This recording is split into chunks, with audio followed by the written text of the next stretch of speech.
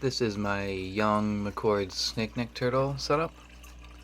As you can see, there's one basking under the heat lamp.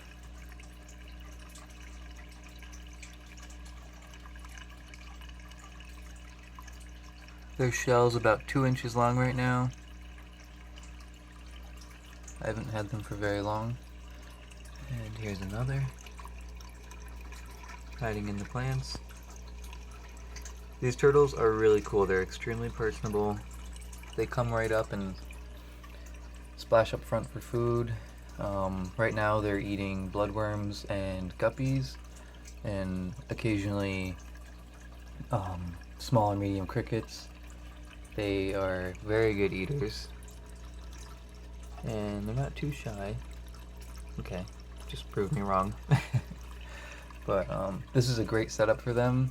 The water is about 2 inches deep at the moment, 2.5 inches deep, and it is filled with plants and like vines that they can hide under, swim through. They have the tunnels and caves right here that they can hide under, but most of the time they're either basking or sitting on the ramp, just kind of hanging out in the shallows. I keep the water about 80 degrees, and